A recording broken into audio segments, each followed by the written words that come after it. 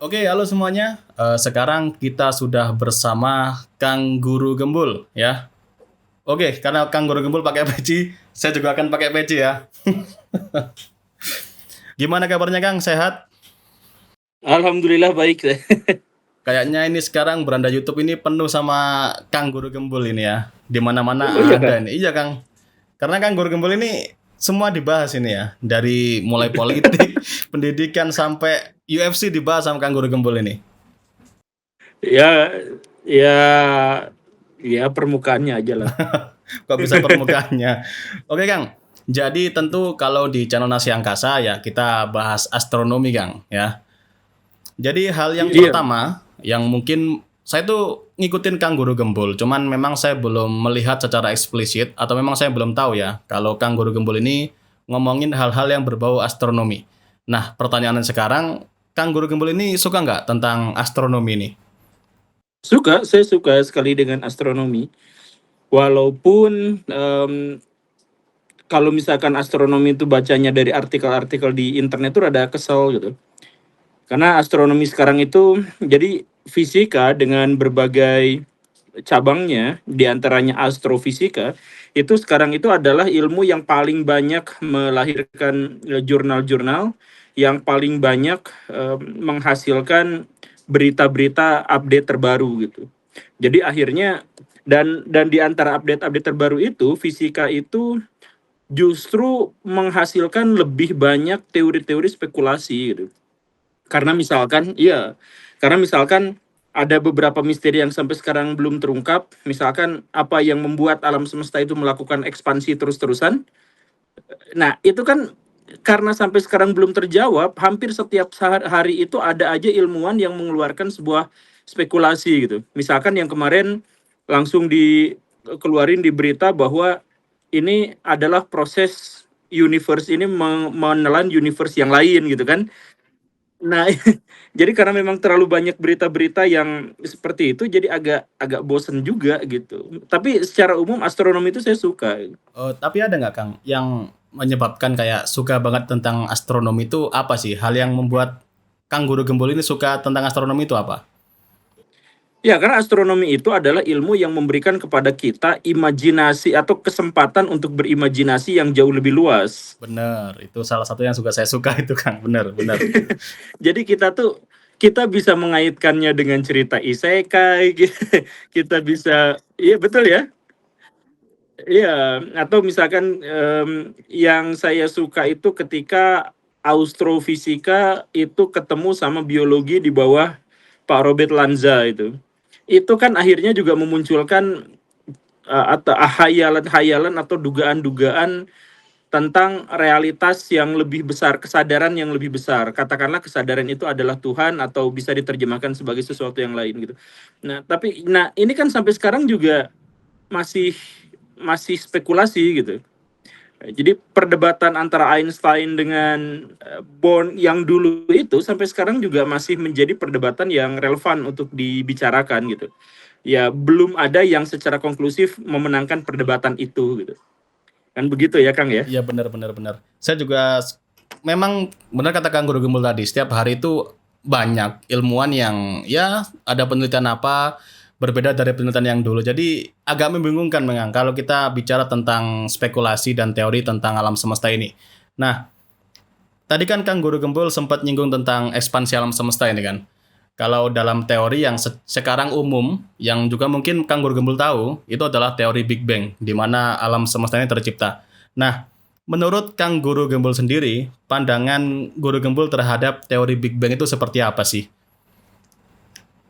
Iya, itu sebenarnya sudah hampir konklusif ya. Jadi para ilmuwan juga hampir semuanya sudah setuju tentang Big Bang itu. Tetapi ketika kita setuju tentang Big Bang, maka akan menghasilkan pertanyaan yang jauh lebih rumit lagi. Di antaranya adalah sebelum Big Bang apa yang terjadi gitu. Nah, benar, itu sering saya dapatkan Kang, pertanyaan itu. Kalau saya Nah, bahas Big Bang, iya. pasti tanya itu. Iya, kalau misalkan Big Bang itu terjadi katakanlah 15 miliar tahun yang lalu atau ada teori yang baru menyebutkan 25 miliar tahun yang lalu dan seterusnya. Oke lah. Nah, sebelum itu apa yang terjadi? Nah, ini kan akhirnya banyak sekali. Saya pikir lebih dari 10 hipotesis para ilmuwan yang menjelaskan apa yang terjadi sebelum Big Bang gitu. Um, dan dan kalau sudah seperti itu ya balik lagi pada hayalan-hayalan kita. Wah, kayaknya apa ya yang terjadi sebelum Big Bang? Apakah itu dan itu dijadikan sebagai senjata kaum beragama untuk menegaskan eksistensi Tuhan, karena kalau misalkan Big Bang itu diakui berarti alam semesta ini memiliki awal gitu. Dan kalau ini memiliki awal berarti ada yang menciptakannya. Apakah misalkan Tuhanlah yang meledakkan atau yang menciptakan lecutan pertama kali itu, atau itu adalah peristiwa yang alamiah gitu. Apakah itu adalah sebuah siklus di mana, nah ini yang paling banyak diakui para ilmuwan itu kan siklus ya. Jadi sebelum Big Bang ya semesta sudah ada, kemudian kemungkinan pertama koyak, kemungkinan yang kedua pendinginan, kemungkinan yang ketiga penyusutan, balik lagi crash gitu ya. Tapi udah gitu ya jadi Big Bang lagi gitu, berulang-ulang. Tapi itu kan semuanya juga masih spekulasi gitu. Makanya yang menarik dari Big Bang sebenarnya bukan kesimpulan bahwa Big Bang itu ada atau tidak, tetapi oke, kalau Big Bang itu memang ada, lalu apa sebenarnya yang terjadi sebelumnya gitu. Oke Kang, jadi kemarin itu sempat saya bahas Kang tentang pertanyaan tersebut, ada apa sebelum Big Bang, itu saya banyak riset artikel, walaupun memang sedikit, cuman ada satu artikel yang menarik pembahasan tersebut, yaitu kalau ruang yang kosong di alam semesta ini bisa kita artikan ya sebelum alam semesta ada, itu sebenarnya bukan ruangnya benar-benar kosong. Jadi Iya. kemungkinan memang ada yang membentuk singularitas tersebut. Terbentuk dari mana? Ya mungkin dari Big Bang dahulu. Seperti tadi, siklus yang berulang. Jadi inilah yang juga akhirnya membuat beberapa ilmuwan itu mengeluarkan teori tentang multiverse nih Kang. Nah mungkin Iya. Akang ini pernah denger kan multiverse ini ya. Walaupun ya Iya, iya. sekarang multiverse ini ranah cuman itu ya fiksi ilmiah ya Kang ya. Belum ada penelitian apapun yang membuktikan. Kayak kalau Big Bang kan kita bisa mengamati, kalau multiverse kan ya sama seperti kayak wormhole dan lain sebagainya. Nah, untuk Akang sendiri nih, gimana pendapatnya tentang multiverse ini? Karena ini rame banget, Kang. Iya, multiverse itu sesuatu yang belum terbukti, tetapi itu jadi solusi bagi beberapa pertanyaan dan kemustahilan-kemustahilan yang ada di dunia astronomi gitu. Jadi kan multiverse itu ceritanya, multiverse itu adalah teori bagian dari teori relativitas yang juga dikaitkan dengan kuantum kan, mekanika kuantum. Jadi dalam mekanika kuantum itu misalkan ada perhitungan celah ganda. Perhitungan celah ganda itu adalah bahwa di tingkat subatomik, di tingkat kuantum itu hukum fisika tidak berlaku. Jadi misalkan dalam konteks elektron, elektron ketika dia dilihat oleh satu pengamat, dia bisa ada di orbit kesekian, tetapi ketika pengamat yang lain melihat, dia ada di orbit yang lain. Jadi tergantung pengamatnya, dia bisa melihat dalam banyak konteks. Nah, ini mungkinkah terkait juga dengan multiverse gitu? Atau misalkan yang paling umum kita jadikan sebagai acuan awal untuk memahami multiverse itu adalah paradoks kakek gitu. Iya, nah kalau misalkan masuk ke fiksi ilmiah itu kan mau filmnya DC, mau filmnya Marvel, itu multiverse itu berangkatnya dari paradoks kakek kan. Jadi seandainya kita pergi ke masa lalu, bisakah kita membunuh kakek kita sendiri kan, pertanyaannya begitu. Nah, kalau misalkan di film The Flash itu yang DC itu, ya bisa bisa kita membunuh kakek kita, tetapi semesta pecah pada waktu itu gitu.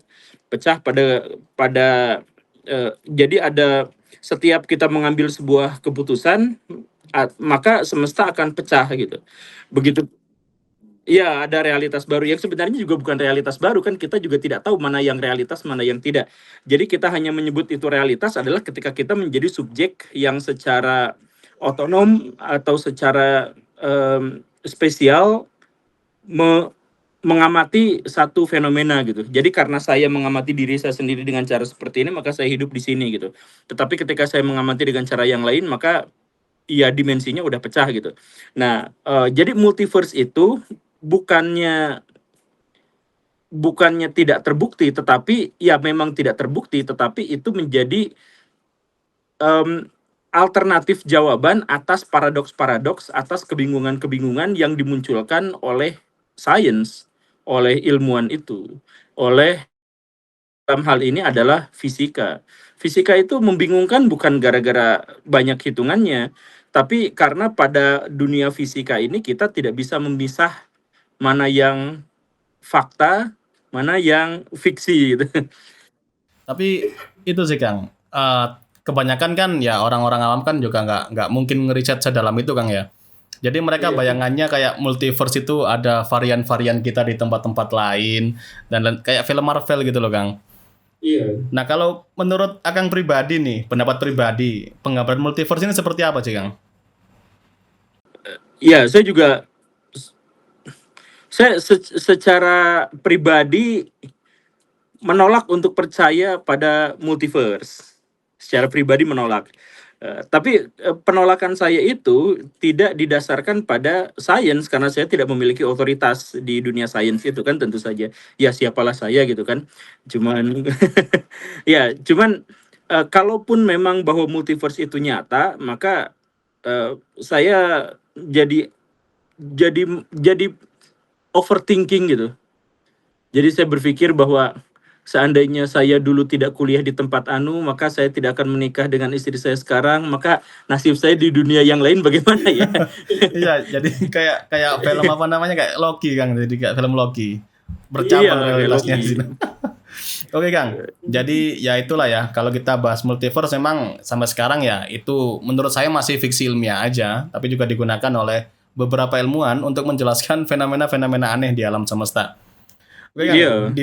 di luar multiverse ini ada satu pembahasan nih. Kalau kita bahas astronomi, tapi nggak bahas topik ini itu ada yang kurang, yaitu adalah keberadaan alien atau makhluk ekstraterestrial. Nah ini pasti Kang. Kalau ibaratnya itu makan rujak nggak pakai kerupuk Kang. Kalau nggak bahas alien itu.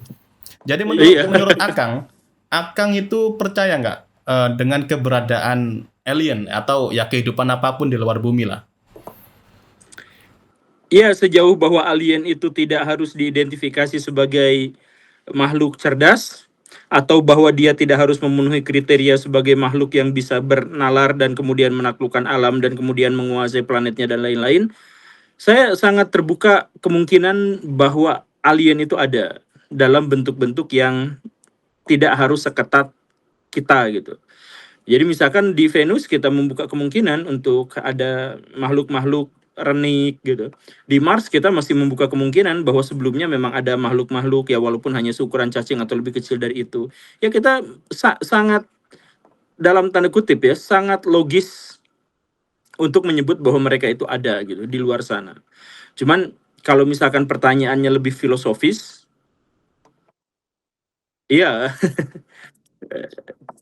Ya kalau misalkan pertanyaannya lebih filosofis sebenarnya adalah kenapa kita tidak mengidentifikasi atau tidak membuat sebuah syarat yang lebih longgar bahwa bisa aja bumi sendiri adalah makhluk hidup gitu. Oh iya, Bisa aja matahari itu adalah makhluk hidup, cuman ada dalam level kesadaran yang berbeda dengan kita gitu. Saya seringkali mengilustrasikan begini, kan di dalam tubuh kita itu ada lebih dari 10 triliun sel. oke. 10 triliun sel, anggaplah seperti itu. Setiap sel itu otonom, setiap sel itu bahkan bisa bunuh diri sendiri, tiap sel itu berbelanja, tiap sel secara mandiri itu buang sampah, dan bahkan tiap sel itu berinteraksi dengan bakteri-bakteri. Nah, kita tidak bisa berkomunikasi dengan sel-sel itu, tetapi para ilmuwan bersepakat bahwa sel-sel itu hidup secara otonom. Mungkinkah kita adalah planet bagi sel-sel itu? Gitu. Oke, make Kan, sense. kan kita nggak kepikiran, kita nggak bisa mengkoneksikan antara pikiran kita dengan pikiran sel itu. Tetapi kalau misalkan kita lihat aktivitas setiap sel, bahwa dia hidup, lahir, dan kemudian mati, bahkan ada yang bunuh diri, ada yang bertransformasi menjadi sel kanker, berarti jadi penjahatnya gitu kan, dan sebagainya. Mungkinkah bahwa kita tuh sebenarnya adalah bagian dari organisme yang lebih besar yang kita tidak tahu bahwa itu adalah sebuah organisme karena ada kesadaran yang Berbeda. dibatasi gitu. Jadi gak usah mikir jauh-jauh tentang alien sebagai makhluk berkepala besar dengan mata hitam yang mencolok, bibir yang kecil, badan yang kurus dan sebagainya. Kita berpikir mungkinkah kita sendiri adalah alien, bumi sendiri adalah alien, matahari, galaksi kita juga adalah alien, atau mereka adalah bagian dari organ yang sadar, yang hidup, tetapi tingkat kesadarannya tidak sefrekuensi dengan kita gitu. Bisa kan Oke. mikirnya kayak gitu kan? Bisa. Itu, nah ini saya baru dengar nih Kang. Ini jadi buat saya overthinking nih dari Bang Gurgembul nih. Tadi Iya, kalau filosofis emang jadi overthinking. bener-bener. Tapi dalam konteks ya kehidupan ekstraterestrial nih Kang. Ya orang kan Hmm. beranggapan ya kalau banyak juga sih komen-komen yang seperti ini. Kalau alam semesta ini seluas itu, nggak mungkin kan kita cuma sendirian di alam semesta ini. Itu artinya kan mereka beranggapan kalau ya ada alien di luar sana. Tapi ya kayak Fermi Paradox, kita itu percaya ada alien, cuman tidak ada buktinya sama sekali. Bukti paling sederhana pun tidak pernah kita temukan.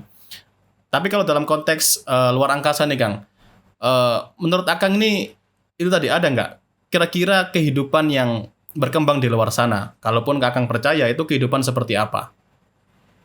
Saya termasuk orang yang percaya eh, ketika beberapa tahun yang lalu para ilmuwan menemukan zat fosfin Oh, Venus. di Venus, itu membuka pikiran kita bahwa alien tidak harus berbentuk mewujud seperti kita, bisa aja bakteri-bakteri yang melayang di atmosfer satu planet gitu.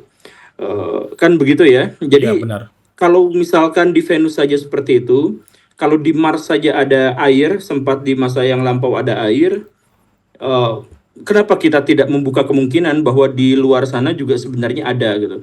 Adapun kalau misalkan kita berbenturan dengan paradoks Fermi yang menyebutkan bahwa jangan-jangan kenapa kita tidak pernah melihatnya gitu, Iya, ya nggak usah juga kita melihatnya.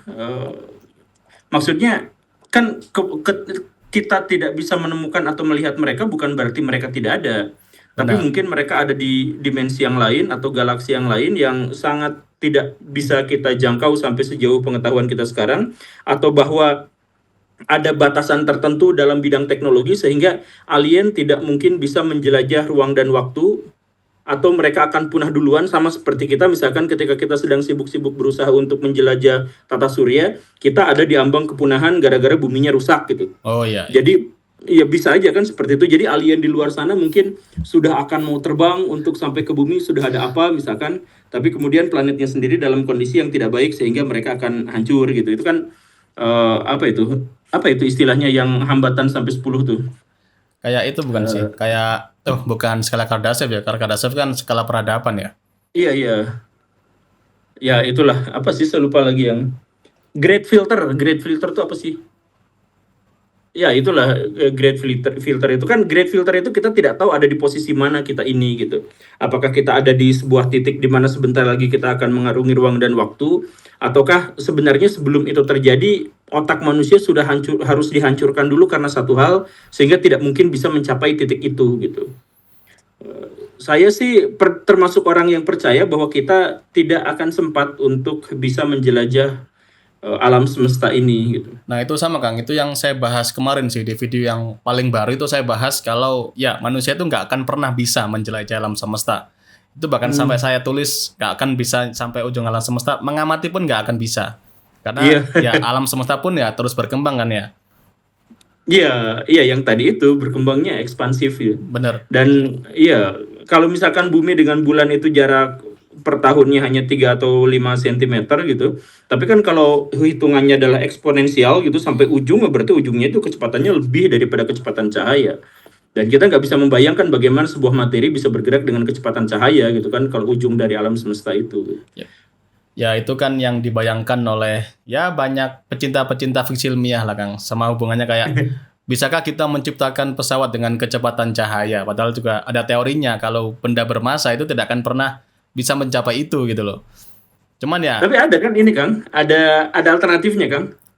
sejauh yang saya pelajari Kang, itu ada ilmuwan NASA loh. Namanya itu Edward White atau siapa gitu. Dia tuh kan yang menyempurnakan teori dari Miguel Alcubierre, kalau mungkin Oh, Kang tahu oke, oke. tentang itu apa namanya pelengkungan ruang dan waktu. Apa namanya lupa saya nama Warp teorinya. drive. Warp drive ya. Tapi Iya. kan itu sejauh ini ya fiksi banget itu Kang. Karena Iya, fiksi itu banget. bukan cuman kecepatan cahaya itu, bahkan 10 kali lebih cepat dari kecepatan cahaya. Itu Tapi kan sebenarnya prinsip warp drive kan sebenarnya bukan bergerak melampaui kecepatan cahaya iya, Kang. dia melengkungkan Prinsip ruang dan waktu. Iya, prinsipnya itu adalah ruangnya kita perpendek gitu.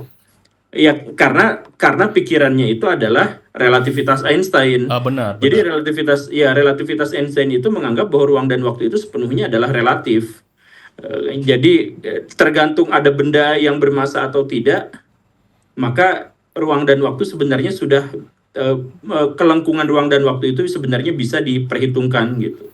Ya, tapi ya bagaimana cara ruang dan waktu itu kita secara teoritis memang sudah pasti begitu gitu, hitungannya memang sudah ada, Ya, tetapi bagaimana cara manusia merekayasa untuk itu kan kita belum tahu ya gitu. itu. Bahkan itu prototipenya aja muncul itu Kang 100 tahun ini. Prototipnya aja, teknologinya itu belum. Cuman prototip pesawat. Itu Oh, dari zaman dulu udah ada Kang Star Trek. itu kalau Star Trek itu namanya pesawatnya apa? Apa ya? Ada Enterprise. ya Enterprise-nya itu pokoknya itulah pokoknya. Ya itu kan namanya kan IXS Enterprise, pesawatnya yang mau dibikin itu namanya. Itu yang menarik Iya. itu Kang. Waktu itu kan ilmuwan NASA itu kan hambatannya itu energi.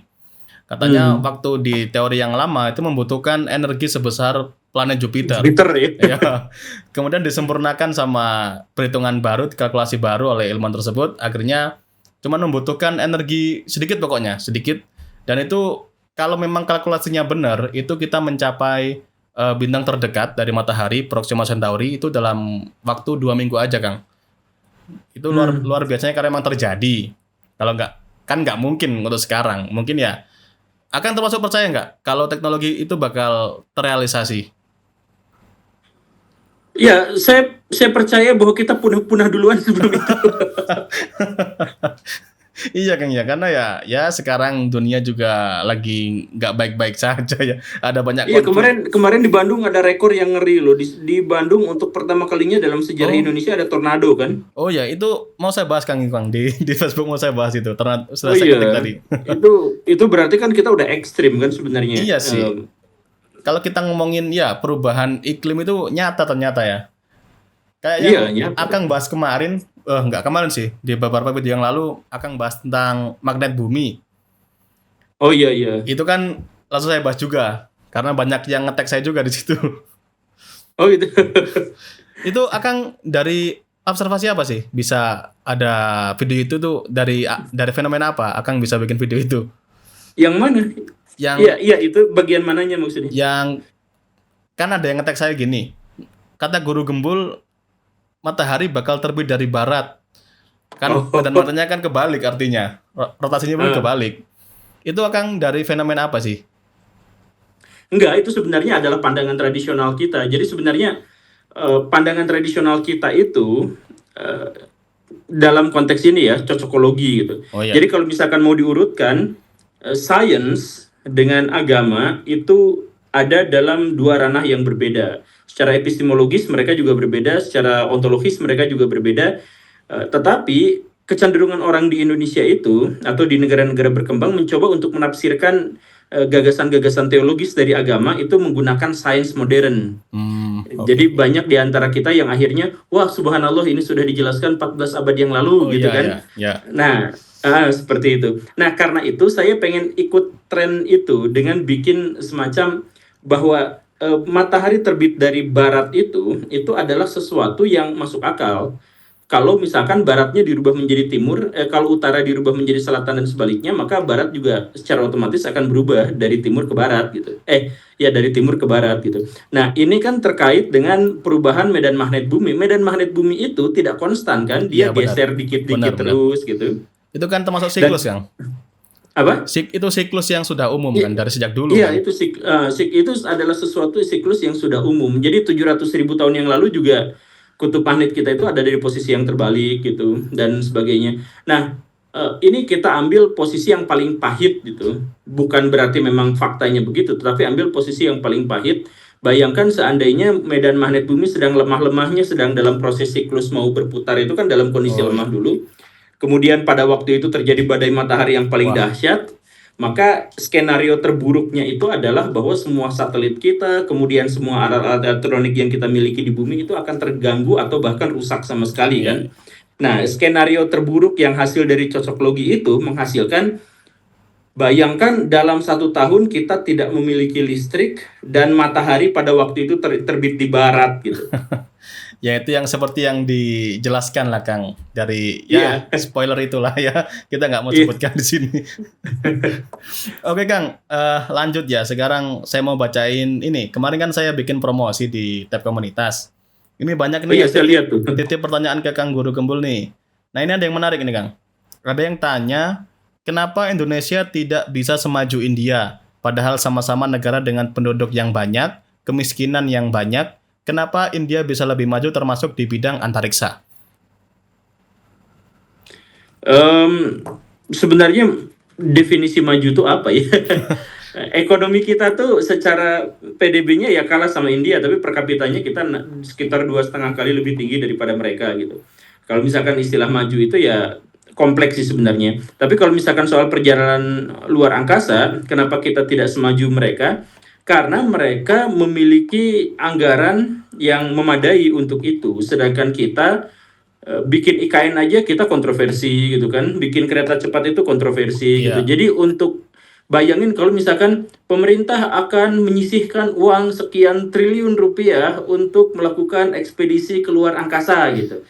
Itu juga pasti akan sangat-sangat kontroversial, dan seandainya pun kita upayakan saat ini, mungkin pada era 10 tahun ke depan lah baru kita benar-benar bisa mengeksplorasi tata surya kita lah, katakanlah seperti itu, kan begitu. Jadi ini adalah proses jangka panjang yang membutuhkan political will dari pemerintah kita gitu, dan itu dimulai dari ayo kita simulasikan sekarang, seandainya pemerintah minta dana misalkan 1.000 triliun untuk ekspedisi luar angkasa, rakyat Indonesia mau demo nggak? pasti Saya demo, yakin itu pasti demo. demo habis-habisan, itu pasti dijamin. Iya, karena IKN aja kita Iya demo gitu benar, kan, apa iya juga kita benar. demo gitu. Aku Ya, kalau ngelihat gimana ya, orang Indonesia ini ada kita sebutnya oknum ya, ada oknum-oknum yang menghasut masyarakat ini buat menolak perubahan, Kang. Kayak ada hal-hal baru itu kayak IKN contohnya, itu kan ada banyak kontroversi itu. Seperti ya, iya, lagi panas-panasnya kemarin ada yang menolak perubahan, ada yang minta dilanjutkan. Ya itu kayaknya menjadi faktor juga sih, Kang. Kayak ya milenial sekarang itu kan mikirnya jadi aneh-aneh. Tapi menurut saya iya itu betul. kalau kita ngomongin India itu sebenarnya ada dua hal sih menurut saya Kang. Dari komitmen pemerintahan yang memang benar-benar mereka itu memajukan teknologi antariksa mereka dengan tujuan kan banyak Iya, kolaborasi internasional dan lain sebagainya lah. Dan hmm, yang kedua ini Kang, mereka itu inovasi dan juga kreatif karena kalau kita lihat misi Chandrayaan kemarin yang di bulan itu kan iya, dengan biaya yang sangat super murah. Kalau kita lihat NASA itu triliunan, kemarin kita lihat India itu cuma beberapa miliar aja kan. iya, iya, Itu kan mereka sangat kreatif itu Kang. iya, iya, iya, ya. Apakah kita bisa seperti India? Dana riset kita tuh berapa, Kang? Wah kalau itu aku nggak ngikutin sih kalau 8 sudah nggak tertarik saya kalau ngurusin antariksa Indonesia ini. Yang saya Dana riset baca-baca kita tuh kemarin 6 triliun, Kang. untuk antariksa ini. Enggak, untuk seluruh riset di seluruh Indonesia tuh 6 triliun. Kalau misalkan 8 tuh kebagian 0,000 Wah sekian gitu kan. itu Jadi ya, bikin eh? roket palingan roket itu yang 2 tingkat itu aja sih Kang. Yang kayak mercon itu mungkin baru bisa Bukan, bikin. roket yang bikinan ini Kang, ya flat earth yang bikin kayak gitu tuh roket. Yang muter-muter meledak itu Kang ya. Iya. Yes, kita lupakan lah. Tapi menurut Akang ada kans nggak Indonesia ini bisa untuk bersaing dengan India? Karena kan kemarin sempat digembor-gemborkan Kang mau dibangun bandar antariksa, katanya mau Ya kerjasama enggak. sama Elon Musk. Gimana menurut Saya Akang? kebetulan kemarin baca visi misi dari 3 paslon, saya tidak menemukan adanya ketertarikan atau prioritas di antara mereka itu untuk mengembangkan sesuatu yang berhubungan dengan luar angkasa. Iya sih Kang. Kayaknya Iya. Indonesia itu padahal dulu zaman Pak Harto berarti ya, yang Ibu Pratiwi itu, yang Ya di astronot. akhir-akhir. Nah, itu kan luar biasa sebenarnya itu kan. Kalau memang jadi itu luar biasa sejarah itu. Wanita pertama dari Indonesia yang keluar dari Asia yang keluar angkasa. Cuman karena nggak jadi dan sekarang malah downgrade juga, malah nggak ngurusin apapun. Itu yang saya Iya. sayangkan sih, nggak malah berkembang. Nah ini Enggak, kan, betul betul. ini Sekarang kita ada, relatif tidak berkembang kan. iya sih, setak Kang. Jadi ya kita cuman bisa ngikutin. Kalah sama tetangga Kang. Tetangga sudah bisa sholat di luar angkasa.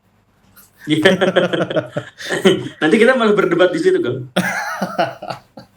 Oke Kang, jadi ini ada yang tanya lagi. Dan ini ya cukup, ini hal yang juga pasti diperdebatkan dalam astronomi ya.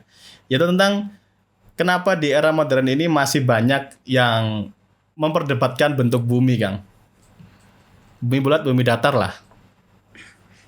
Di sini penontonnya banyak nggak? Insya Allah banyak. Kalau ada Kang Guru Gembul, insya Allah banyak. Ada celetukan sih dari Pak Helmi Yahya gitu ya. Jadi orang yang dulu bikin FE101 itu, berapa ya?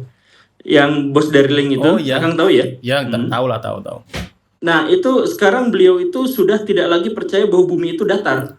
Hah? Jadi pendiri bumi datar itu sekarang sudah tidak percaya lagi pada bumi datar. Alasannya? Jadi dia sekarang kalau ditanya dia akan mengatakan ya fokus kami itu sebenarnya bukan bumi itu bulat atau datar tetapi konspirasi elit global untuk menguasai Oke. dunia gitu. Oke. Jadi ngelesnya ke situ. Tetapi beliau itu gak sampaikan kepada murid-muridnya yang jumlahnya jutaan itu di Indonesia yang udah kadung nonton film-filmnya itu. Jadi tetaplah orang-orang yang bentuk bumi datar itu sampai sekarang masih ngotot luar biasa walaupun pemimpinnya itu sudah pindah haluan gitu. Ya karena tapi ini juga bukan ya, saya tidak menyaksikan atau tidak mendengarkan secara langsung dari orang yang bersangkutan, cuman Pak Helmi pernah mengungkapkan sesuatu yang secara implisit saya terjemahkan seperti itu karena dulu saya nanya begini dan kemudian beliau bilang ya itu fokusnya sih bukan lagi bentuk bumi yang seperti apa karena yang fokusnya itu adalah elit global gitu. Nah, kenapa di Indonesia masih banyak yang percaya tentang elit global? Jadi rumusnya gini Kang, semakin banyak orang yang stres, tertekan, semakin besar potensi bangsa itu suka pada teori-teori konspirasi. Karena secara psikologis teori konspirasi itu dibutuhkan sebagai obat penenang atas kekalahan diri kita. Oke. Jadi maksudnya kalau misalkan saya nonton tim kesukaan saya misalkan Persib gitu. Kemudian Persib itu kalah ngelawan Persija gitu. Maka saya tentu saja akan sangat tenang kalau saya dan orang-orang di situ mengatakan bahwa ini kalah gara-gara dicurangin wasit. Oh iya. Kan lebih enak kan Benar, ke diri benar. kita. Jadi kekalahan itu sakit sekali, kelemahan itu sakit sekali. Nah, banyak orang untuk bisa menghindarkan kekalahan dan rasa sakit itu dengan melimpahkan kesalahan itu kepada orang lain. Atau memaklumkan kemenangan orang lain itu karena ada privilege tertentu. Saya miskin, Akang kaya. Kemudian biar untuk meredakan rasa iri saya, ya wajarlah dia makan bapaknya juga pejabat tinggi, saya mah apa atuh gitu kan. Jadi iya, kalau misalkan kenapa sih Indonesia nggak maju-maju? Ya karena ada negara-negara barat elit global yang berusaha untuk menghentikan kemajuan kita. Itu enak kan buat hati kita tuh. Benar. Kenapa umat muslim ketinggalan zaman? Karena ada konspirasi Yahudi yang sejak ya itu enak. Jadi konspirasi elit global itu menenangkan untuk fakir miskin yang ingin kaya tetapi gagal gitu. Oke. Itu ada 2 jurnal ilmiah yang mengkonfirmasi pernyataan itu. Aduh. Aduh. Ada aja. Ini ada lagi nih Kang. Dan ini ada nyerempet ke agama nih Kang. Tapi tetap FE. Ini bagaimana pandangan Guru Gembul terhadap pemuja FE? Karena konteks flat earth juga tertulis di Alkitab Kejadian. Ini gini bunyinya. Berfirmanlah Allah, jadilah cakrawala di tengah segala air untuk memisahkan air dari air. Itu gimana Kang? Karena kalau kalau menurut saya Kang ya, yang sejauh yang saya ketahui di agama manapun, masuk ya Muslim, itu nggak pernah kan dijelaskan secara eksplisit tentang bentuk bumi ataupun tentang alam semesta ini. Yang ada kan bagaimana kita untuk mengartikan, untuk membuat istilah dari artian-artian yang ada di dalam kitab suci. Nah, kalau menurut Kang Guru Gembul ini gimana menanggapi hal Ya, ini? memang seperti itu. Kebanyakan ulama itu bilang bumi itu bulat. Iya benar. Iya, tetapi ada ulama-ulama yang mengatakan bahwa bumi itu datar. Ya di masa lalu diantaranya adalah Ibnu Jarir atau Bari gitu ya. Itu mengatakan bahwa bumi itu datar. Tetapi yang lain, Al Ghazali gitu, Ibnu Taimiyah, Ibnu Qayyim Al Jauzi dan ulama-ulama besar yang lain itu bilang bumi itu bulat. Ya kenapa ini penting? Karena pada waktu itu ini berhubungan dengan arah sholat kan. Oke, oke. Iya, jadi kalau misalkan kita percaya bahwa bumi itu datar, maka saya tuh sholatnya nggak sah kan? Karena harusnya menghadapnya ke utara. Iya benar. Ya kan piringannya ke Iya, itu iya. kan. Nah, tapi mereka juga kemudian mengajukan argumentasi, ya kalau misalkan bumi itu bulat berarti saya menghadapnya bukan ke Ka'bah tapi ke langit gitu. Ya, ya banyaklah perdebatan-perdebatan yang semacam itu. Cuman intinya harus ditegaskan bahwa di dalam Quran dan Sunnah tidak ada dalil yang secara eksplisit menyebut apakah bumi itu datar atau tidak gitu. Eksplisitnya itu gak ada. Iya. Jadi adanya itu adalah pernyataan-pernyataan yang kemudian secara tafsiran bisa diartikan macam-macam gitu. Misalkan Pak Zakir Naik itu bumi itu bulat Itu yang atau kayak telur burung unta yang katanya Dr. Jagger naik. ya ya itu tafsiran beliau gitu kan. Ya. Ya macam-macam lah. Jadi ini terkaitnya soal tafsiran dan tafsiran itu nggak sakral. Jadi maksudnya mau percaya yang manapun ya itu tafsiran aja silahkan. Nggak usah berdebat dan nggak usah apa soal tafsiran. Jadi kita kembalikan aja pada sesuatu yang lebih empiris yaitu sains gitu. Ketika agama itu tidak memberikan penjelasan yang detail karena itu memang secara ontologis itu nggak terlalu penting untuk agama. Ya kenapa kita tidak beralih pada sesuatu yang lebih bisa dipertanggungjawabkan gitu ya itu sains gitu. Iya sih kan. Jadi memang ada dua kubu sih kalau kita ngomongin. Ada yang juga menurut Akang setuju nggak kalau agama dan sains itu saling melengkapi? Ya bisa saja diarahkan ke sana tuh bisa. Karena kita tuh agama tuh kebutuhan buat orang. Bahkan orang yang tidak bertuhan pun sebenarnya dia beragama. Tapi yang saya Saya kesel saya ini Kang, yang saya Hah? kesel itu gini, bukan kesel sih, tapi lebih ke apa ya? Ya annoying lah, mengganggu lah. Kadang-kadang itu kan ada penemuan, misalkan pengamatan luar angkasa, kemudian sudah dijelaskan dalam Al-Quran. Itu banyak yang keluar-keluar. Oh ini sudah dijelaskan ribuan tahun yang lalu. Tapi Iya kalau itu. ada sebuah penemuan yang tidak relate dengan kitab suci, itu kita di ateis-ateiskan. Kamu ini gimana gimana gimana. Iya. Itu yang membuat saya kayaknya kalau kita gabungin agama sama sains itu bakalan kontradiktif. Kalau menurut saya Kang ya. Hmm. Kalau menurut Akang sendiri gimana? Ya, sains itu awal mulanya adalah bagian dari agama. Awal mulanya gitu. Jadi saya sering bilang bahwa peradaban-peradaban kuno kita itu diketahuinya dan diawalinya dari situs-situs purbakala yang berhubungan dengan dunia spiritual. Jadi misalkan apa sih jejak manusia tertua di dunia, katakanlah misalkan jejak manusia modern tertua di dunia. Ya yang berhubungan dengan agama, yaitu punden berundak atau sarkofagus atau dolmen. Dolmen itu artinya apa? Meja tempat sesajen gitu.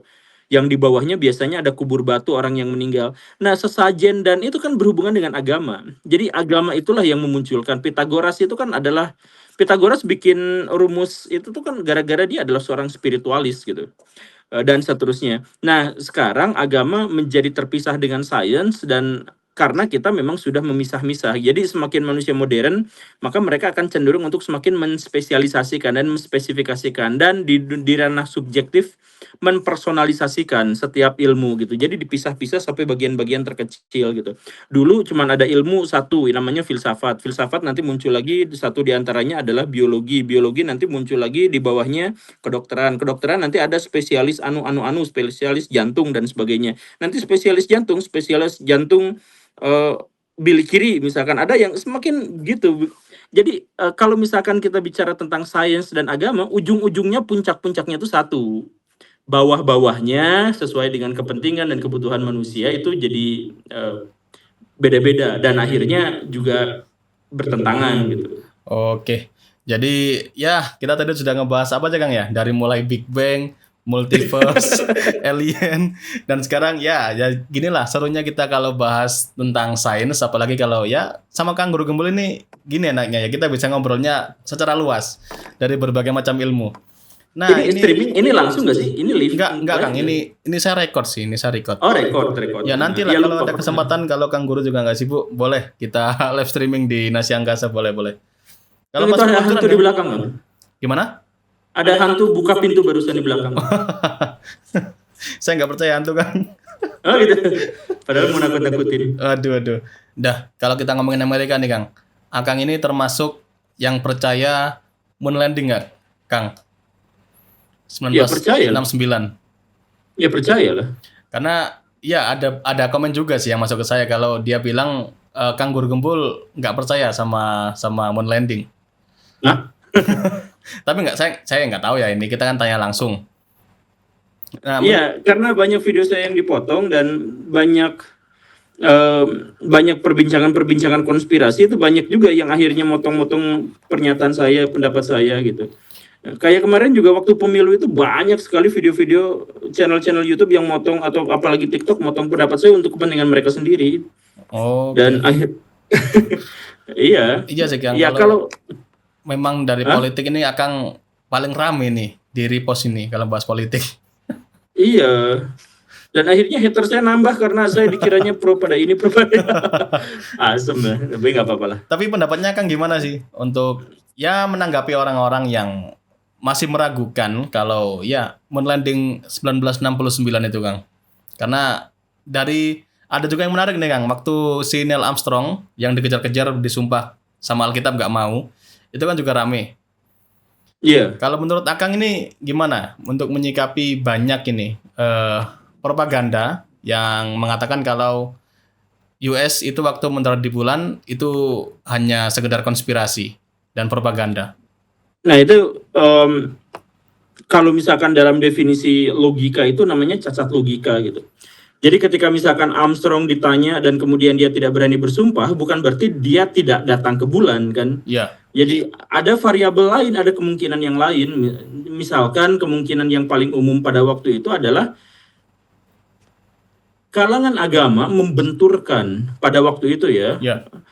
Kalangan agamawan itu membenturkan bahwa kita tidak mungkin berangkat keluar angkasa dan sebagainya. Nah ini beban buat Armstrong sebagai orang yang pada waktu itu memang dianggap percaya pada agama, kemudian kan sebenarnya itu juga yang menggoyahkan imannya pada waktu itu, peristiwa itu. Jadi itu sebenarnya secara emosional memang membuat Armstrong itu sakit hati.